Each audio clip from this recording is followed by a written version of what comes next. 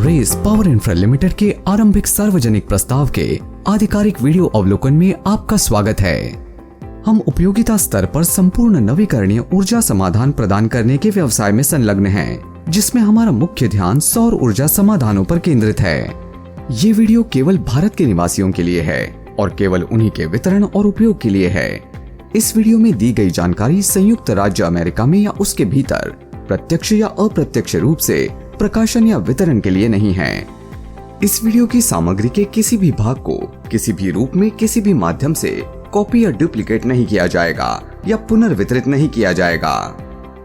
आप ये वीडियो इस आधार पर देख रहे हैं कि आपने बुक रनिंग लीड मैनेजर्स और रेस पावर इंफ्रा लिमिटेड के समक्ष अपने प्रतिनिधित्व, सहमति और स्वीकृति की पुष्टि कर दी है कि आप इस वीडियो के इच्छित प्राप्तकर्ता हैं और आप भारत में स्थित हैं। यदि आपको ये वीडियो देखने की अनुमति नहीं है या आपको इस वीडियो को देखने की अनुमति है या नहीं, इस बारे में कोई संदेह है तो कृपया इस वीडियो को ना देखें। सावधानी, निवेशकों को सलाह दी जाती है कि वे इंटरनेट, ऑनलाइन वेबसाइटों, social media platform, micro blogging platform पर इन्फ्लुएंसर्स द्वारा सार्वजनिक प्रस्ताव के संबंध में उपलब्ध कराए गए किसी भी अन्य दस्तावेज, सामग्री या जानकारी पर भरोसा ना करें। निवेशकों को सलाह दी जाती है कि वे निवेश निर्णय लेने के लिए केवल ऑफर डॉक्यूमेंट और प्राइस बैंड विज्ञापन में निहित जानकारी पर ही भरोसा करें। निवेशकों को 19 सितंबर 2025 का ड्राफ्ट रेड हेरिंग प्रोस्पेक्टस पढ़ने की सलाह दी जाती है। रेस पावर इंफ्रा लिमिटेड के आईपीओ में ₹2 अंकित मूल्य वाले इक्विटी शेयरों का एक नया इशू शामिल है, जिसका कुल मूल्य 9,000 मिलियन रुपए है, और ₹2 अंकित मूल्य वाले इक्विटी शेयरों का एक ऑफर फॉर सेल शामिल है, जिसका कुल मूल्य 2,500 मिलियन रुपए है। बिक्री के लिए प्रस्ताव में आईपीओ में प्रमोटर विक्रेता शेयर धारकों और अन्य विक्रेता शेयर धारकों द्वारा रखे गए इक्विटी शेयरों की बिक्री शामिल है, और बिक्री के लिए प्रस्ताव की आय कंपनी द्वारा प्राप्त नहीं की जाएगी।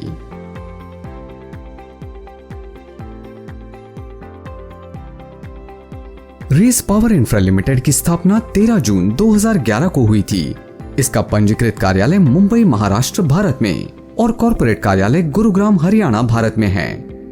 हम अपने सह विकास को डेवलपमेंट व्यावसायिक मॉडल के तहत नवीकरणीय ऊर्जा परियोजनाओं के लिए निर्माण के लिए तैयार अवसंरचना के विकास में विशेषज्ञता रखते हैं और नवीकरणीय ऊर्जा परियोजनाओं के लिए इंजीनियरिंग, निर्माण और खरीद ईपीसी सेवाएं प्रदान करते हैं। हम भारतीय सौर ऊर्जा उद्योग के अग्रणी खिलाड़ियों में से एक हैं, जिनका सिद्ध प्रदर्शन रिकॉर्ड है और भारत में सह विकास व्यावसायिक मॉडल के अग्रदूतों में से भी एक हैं। स्रोत क्रिसिल रिपोर्ट। क्रिसिल रिपोर्ट विशेष रूप से प्रस्ताव के संबंध में तैयार की गई है और इसके लिए भुगतान किया गया है, और प्रस्ताव में निवेश निर्णय लेने के लिए ऐसी जानकारी पर निर्भरता अंतर्निहित जोखिमों के अधीन है। 31 जुलाई 2025 तक हमने अपने दोनों व्यावसायिक मॉडलों में 1771.18 मेगावाट पावर की कुल स्थापित क्षमता वाली 50 नवीकरणीय ऊर्जा परियोजनाओं को सफलतापूर्वक क्रियान्वित और चालू किया है।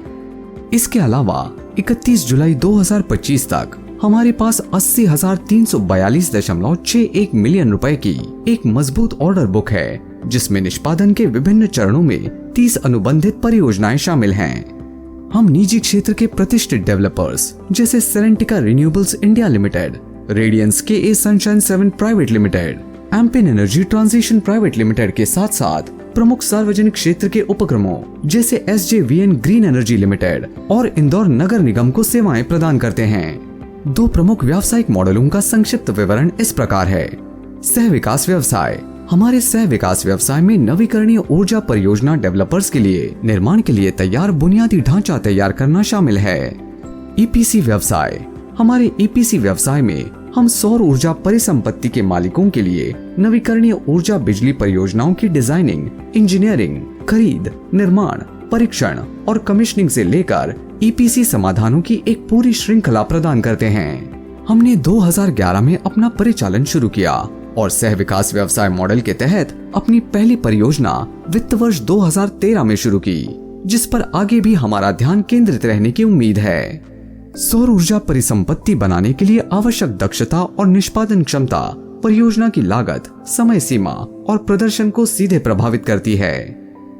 31 जुलाई 2025 तक हमने अपने ग्राहकों को 39 SPV बेच दिए हैं, जिनमें हमारे सह विकास व्यवसाय मॉडल के तहत 36 SPV और प्रतिष्ठित नवीकरणीय ऊर्जा कंपनियों को ईपीसी व्यवसाय मॉडल के तहत 3 एसपीवी शामिल हैं।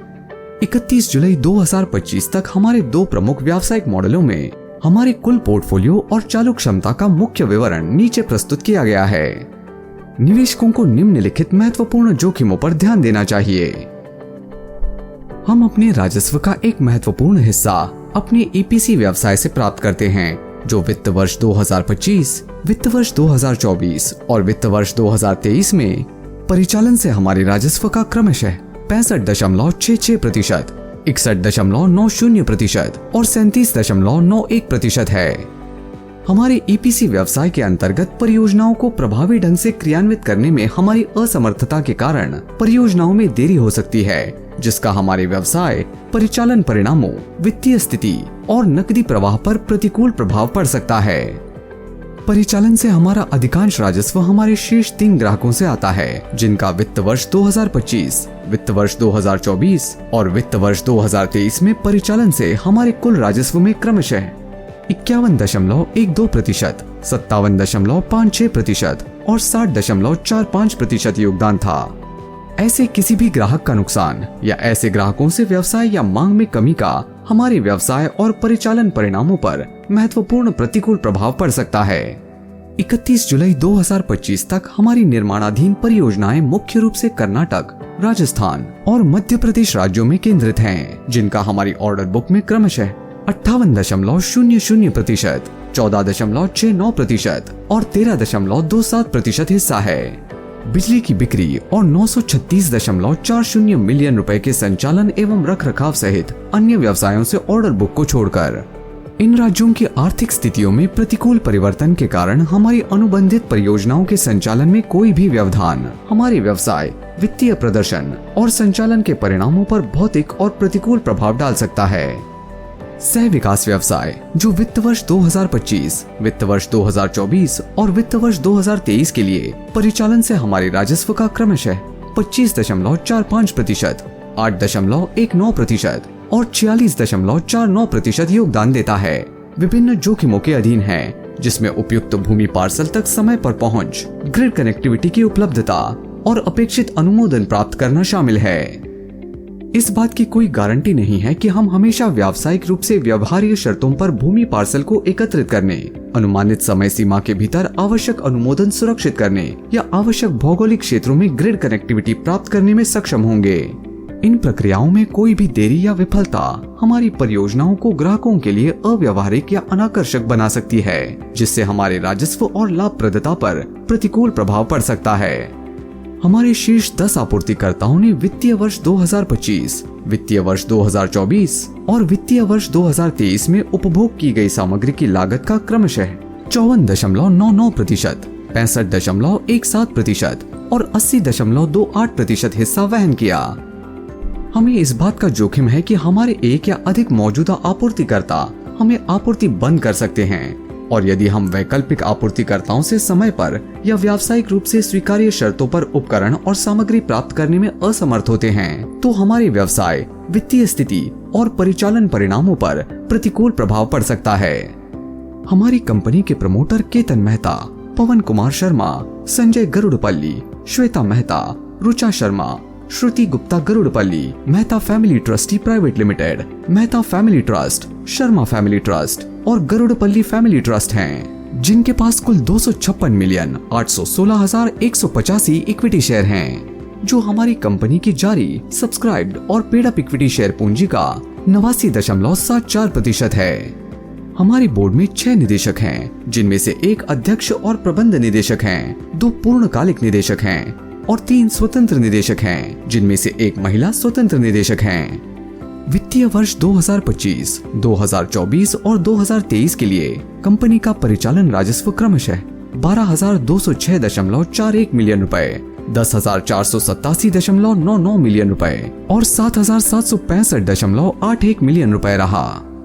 वित्तीय वर्ष 2025, 2024 और 2023 के लिए परिचालन एबिटा मार्जिन प्रतिशत क्रमशः 15.91%, 11.45% और 9.02% रहा। निवेशकों को सलाह दी जाती है कि वे वित्तीय विवरणों और संबंधित जानकारी के लिए पृष्ठ 482 सहित DRHP पढ़ें। हमारी कंपनी हमारे प्रमोटरों, हमारे निदेशकों, हमारी सहायक कंपनियों, प्रमुख प्रबंधकीय कर्मियों और वरिष्ठ प्रबंधन और हमारी समूह कंपनियों से संबंधित आउटस्टैंडिंग लिटिगेशन प्रोसीडिंग्स हैं। ऐसी कार्यवाही में कोई भी प्रतिकूल परिणाम हमारी प्रतिष्ठा, व्यवसाय, वित्तीय स्थिति, परिचालन के परिणामों और नकदी प्रवाह पर प्रतिकूल प्रभाव डाल सकता है। अधिक जानकारी के लिए DRHP के पृष्ठ 668 पर outstanding litigation and material developments देखें। हमारी कंपनी नए निर्गम से प्राप्त नेट प्रोसीड्स का उपयोग निम्नलिखित उद्देश्यों के वित्त पोषण के लिए करने का प्रस्ताव करती है। IPO बुक बिल्डिंग प्रक्रिया के माध्यम से किया जाएगा, जिसमें नेट ऑफर का अधिकतम 50% योग्य संस्थागत खरीदारों को, न्यूनतम 15% गैर संस्थागत बोलीदाताओं को और न्यूनतम 35% रिटेल व्यक्तिगत बोलीदाताओं को आवंटित किया जाएगा।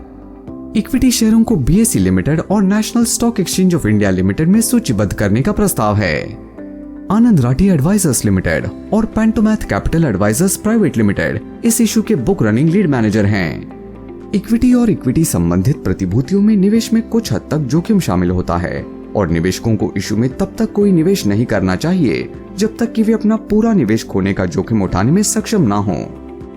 कृपया 29 सितंबर 2025 का ड्राफ्ट रेड हेरिंग प्रोस्पेक्टस और उसके किसी भी शुद्धि पत्र या परिशिष्ट को पढ़ें। अस्वीकरण: इस वीडियो के आधार पर ना तो कंपनी और ना ही प्रमोटर आपसे निवेश की मांग कर रहे हैं। ये वीडियो केवल सूचनात्मक उद्देश्यों के लिए है और ये कोई प्रचारात्मक वीडियो नहीं है और ना ही ये कंपनी के इक्विटी शेयरों के अधिग्रहण, खरीद या सब्सक्रिप्शन के लिए कोई आमंत्रण या प्रस्ताव है। संभावित निवेशकों को कोई भी निवेश निर्णय लेने से पहले इशू के संबंध में रेड हेरिंग प्रोस्पेक्टस दाखिल होने का इंतजार करना चाहिए।